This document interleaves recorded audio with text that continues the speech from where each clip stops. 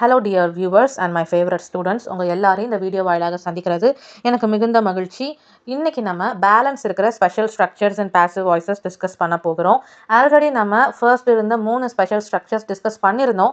So யாரெல்லாம் அந்த video பார்க்கலையோ தயவு செஞ்சு போய் பார்த்துட்டு வாங்க. நேற்றையோட வீடியோவில் எல்லா டாபிக்ஸும் அதில் இருக்கும். So kindly go and watch it. And அதோட கண்டினியூசேஷன் தான் இந்த வீடியோ. ஸோ அதை பார்க்காம இங்கே பார்த்தீங்கன்னா கொஞ்சம் டவுட்ஃபுல்லாக இருக்கும், கன்ஃபியூசிங்காக தோன்றலாம். So better view that video before வாட்சிங் திஸ் வீடியோ, ரைட்? ஸோ நம்ம இன்றைக்கி ஃபர்ஸ்ட்டு பார்க்குற ஸ்பெஷல் ஸ்ட்ரக்சர் என்னென்னா இன்ஃபினிட்டிவ் ஸ்ட்ரக்சர். இன்ஃபினிட்டிவ் ஸ்ட்ரக்சர் அப்படின்னா ஒரு சென்டென்ஸில் டூ அப்படின்ற வார்த்தை வந்துருச்சு, ஒரு ஆக்டிவ் வாய்ஸ் சென்டென்ஸில் இந்த 2 + verb 1 வந்திருக்குன்னா அதை நம்ம இன்ஃபினிட்டிவ் ஸ்ட்ரக்சர்னு சொல்லணும். For example, I want to finish the work அப்படின்ட்டு இருக்கா. இப்போ இதை மாற்றும் போது எப்படி மாறி இருக்கு? I want the work to be finished. So இதில் சப்ஜெக்டை மாற்றலை, சப்ஜெக்டும் அதுக்கு பக்கத்தில் இருக்கிற அந்த வேர்பையும் நம்ம மாற்றலை. எடுத்தோடனே டு ஃபினிஷ்லேருந்து ஒர்க்கு வரைக்கும் தான் நம்ம மாற்றிருக்கோம். ஸோ இங்கே 2 கிளாஸஸ் இருக்குது. அதாவது ஒரு பெரிய வாக்கியத்துக்குள்ளே 2 சிறிய வாக்கியங்கள் இருக்குது அப்படின்னா அதை தான் நம்ம கிளாஸஸ் அப்படின்னு சொல்லுவோம், ரைட்? ஸோ இங்கே ஐ வாண்ட் அப்படின்றது first class, to finish the ஒர்க்குன்றது 2வது.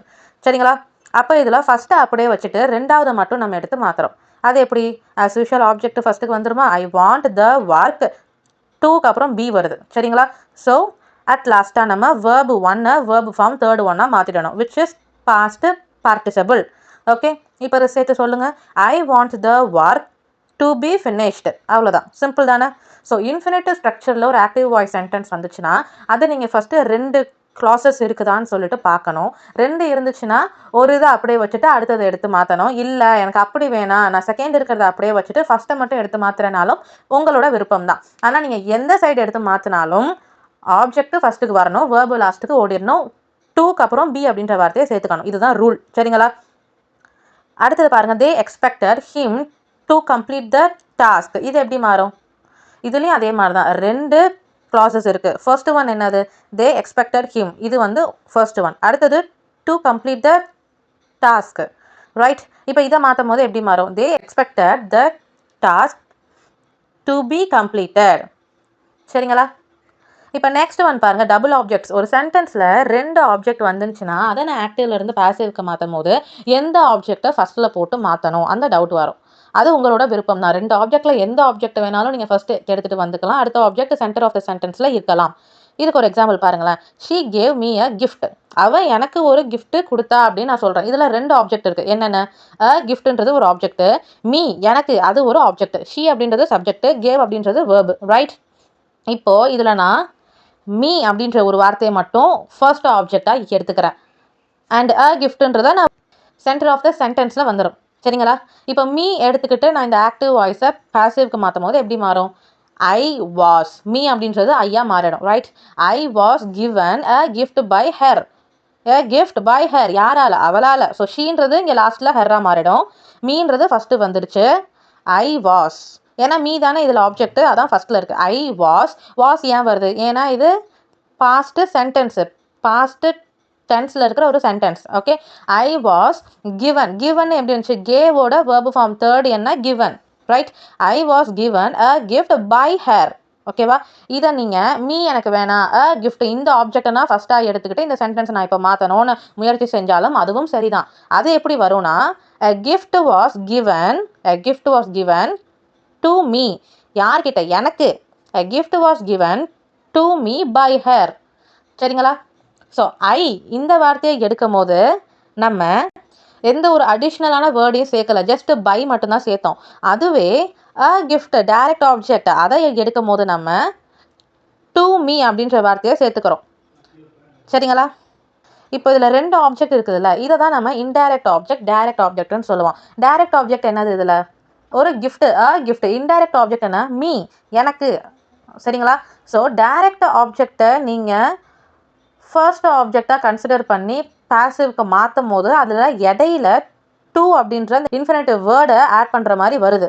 அதுவே இன்டைரக்ட் ஆப்ஜெக்டை ஃபஸ்ட்டில் நீங்கள் சேர்க்கும் போது எந்த வேர்டும் ஜாயின் பண்ண வேணாம், ஆட் பண்ண வேணாம், ஜஸ்ட் பை மட்டும்தான். இப்போ அடுத்த சென்டென்ஸ் பாருங்கள். The teacher dot as English. இப்போ இதில் எது டைரக்ட் ஆப்ஜெக்ட், எது இன்டைரக்ட் ஆப்ஜெக்ட்? ஹஸ் இங்கிலீஷ் அப்படின்னு இருக்குதா? The teacher dot as English. Has அப்படின்றது என்னது? Indirect object. இங்கிலீஷ் அப்படின்றது டைரக்ட் ஆப்ஜெக்ட். சரியா? ஒரு கேள்விக்கு வெளிப்படையாக ஒரு பதில் வந்துருச்சுன்னா அப்போதான் டைரக்ட் ஆப்ஜெக்டா மாறிடும். இல்லை இன்டைரக்டா வந்துச்சு, எங்களுக்கு அவங்களுக்குன்னு வந்துச்சுன்னா அதுதான் இன்டைரக்ட் ஆப்ஜெக்ட். சரியா? இப்போ நான் இதில் ஃபர்ஸ்ட் இன்டைரக்ட் ஆப்ஜெக்டை மெயின் ஆப்ஜெக்டா எடுத்துக்கிட்டு ஆக்டிவ்ல இருந்து பாசிவ்க்கு மாத்துறேன். அப்போ அது எப்படி மாறும்? we were taught English by the teacher. இப்படி மாறும். ரைட்?